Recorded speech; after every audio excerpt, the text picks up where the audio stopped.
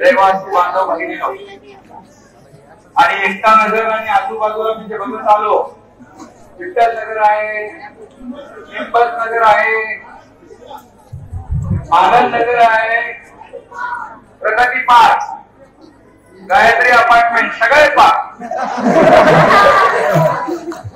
आता तुम्हाला Santosh Sharda apartment, Sharda park, सगळे जेवढे आता इथं लोक आलेत आहेत, काही घरात आहेत, इमारतीवर आहेत, या सगळ्यांना मी धन्यवाद देतो. याचं कारण की आपण या जो पूर आला त्याला अतिशय सक्षमपणे तोंड दिलं आणि प्रशासनानं आणि शासनाला सहकार्य केलं. कारण मी ज्या दिवशी पहिल्या वेळेला पूर आला तेव्हा तिथून सगळं पाहत होतो कंट्रोल रूम मधून, आणि तेव्हा जिल्हाधिकारी, पोलीस आयुक्त, NDRF, कलेक्टर, महापालिका आयुक्त, इव्हन आर्मीच्या अधिकाऱ्यांना देखील मी सांगितलं की तुम्ही देखील तात्काळ या सर्व आमच्या पूरग्रस्तांच्या मदतीला जा. आणि मी सांगतो, पहिली घटना अशी आहे की सगळ्या टीम गेल्यानंतर, फायर ब्रिगेडची पण टीम आपली काम करत होती, सगळ्या टीम गेल्यानंतर मग आर्मी जाते. परंतु यावेळेस सुरुवातीलाच आर्मी आली आणि आपल्या मिलिटरी आली आणि आपल्या सर्व लोकांना मदतीचा हात दिलेला आहे. त्यामुळे जे काही रेस्क्यू ऑपरेशन जे आहे ते अतिशय सुरळीतपणे, सुरक्षितपणे झालं.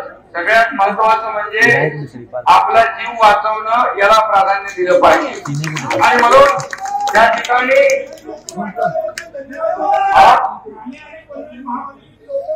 नाही, महापालिकेचे लोक, कारण एका महापालिकेच्या कर्मचारी आणि टीमवर एवढा सगळा लोड येतो.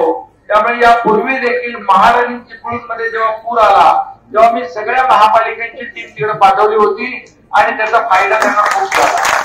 आणि म्हणून यावेळेस देखील महापालिका मुंबई, आपल्या मुंबई, पनवेल, ठाणे,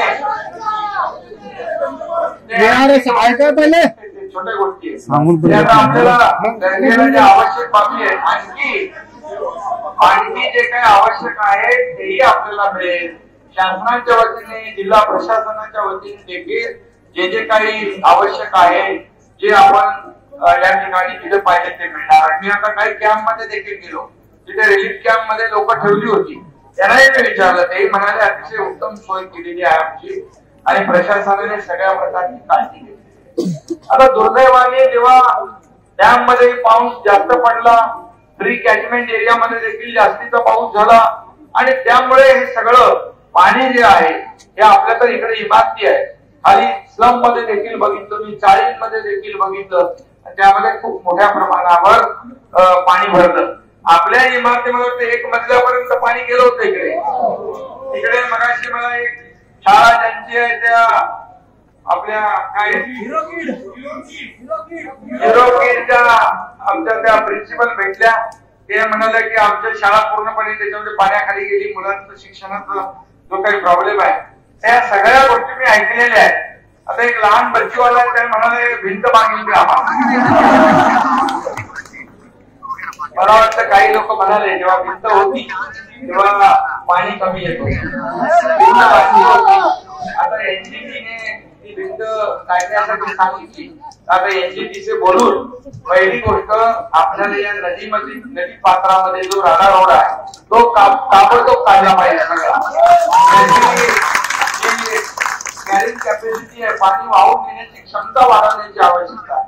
त्याचं खोलीकरण आणि रुंदीकरण हे करणं आवश्यकता आहे. आणि म्हणून ते प्रशासनाला मी सूचना दिलेल्या आहे. NGTचे बोलून आपल्याला कारवाई करू. या ठिकाणी आपल्याला मी एवढं सांगतो, हे तात्पुरतं झालं सगळं, पण माझ्या डोक्यामध्ये जे आहे की परमनंट तुमच्या डोक्यावरती टांगती तलवार दूर झाली पाहिजे. किती पूर आला, किती पाणी आलं, काही झालं, किती पाऊस पडला तरी सुद्धा इथं पाणी येता कामा नये, आपल्या मालमत्तेचं नुकसान होता कामा नये, आपल्या वस्तूंचं नुकसान होता कामा नये. यासाठी सरकारच्या वतीने या ब्ल्यू लाईन, आता ही ब्ल्यू लाईन जी आहे ही ब्ल्यू लाईन मला वाटतं ग्रामपंचायतीच्या काळातले घर आहे, त्या परमिशन घेऊन आपण बांधलेली आहे. ब्ल्यू लाईन नंतर आली, त्यामुळे तुमची चूक इथं नाही आहे तुमच्या लोकांची. त्यामुळे सरकार तुमच्या पाठीशी उभा आहे. हे सर्वसामान्यांचं सरकार आहे, म्हणून मी तुम्हाला भेटायला आलेलो आहे. लाडक्या बहिणीने पण राख्या पण मांडल्या तर जिम्मेदारी माझी वाढलेली आहे. लाडक्या बहिणी पण आहे, लाडके भाव पण आहे. मी आपल्याला एवढं सांगतो, या सर्व पूरग्रस्त पूर बाधित या सर्व ज्या काही आपलं पाटील नगर आहे, एकता नगर आहे, या सगळ्या ज्या ज्या मगाशी नावं घेतली, या सगळ्यांसाठी आपल्याला एक वेगळा डीसीआर तयार करायला लागेल. एक फेर सर्वेक्षण याचा ब्ल्यू लाईन करावं लागेल आणि डीसीआर तयार करून या सर्व इमारती ज्या आहेत, या इमारतींचा मला वाटतं पूर्णपणे नियोजनबद्ध पुनर्विकास करायला लागेल पूर्णपणे. आणि हा पुनर्विकास उंच मानले पाहिजे, खालचं नुकसान आपल्याला. या सर्व प्रकल्पाला एक स्पेशल स्टेटस द्यावं लागेल सरकारने बांधून दिला. बिल्डरला खाऊन टाकतो. 4 मजले अजून वाढवले ना, आता इथले 2 मजली वरती पाणी किती पण सोडलं पुनर्विकास आपल्याला करता येईल. सगळ्यांना इथंच घरं मिळू शकतील आणि या ठिकाणी काय राहणीमान आहे, जीवनमान आहे, ते आता परवानगी देऊ शकत नाही. हे आता काही लोक म्हणतात ते आता त्याच्यामध्ये नदीपात्रामध्ये परवानगी देत नाहीत, काही लोक बांधतात. आता ते महापालिका आणि जिल्हाधिकारी त्याच्यावर जी काही अनधिकृतपणे काम चालू आहे त्याच्यामुळे तुम्हाला त्रास झालाय, त्याच्यावर अनधिकृतपणे जे आहे त्याच्यावर कारवाई होईल.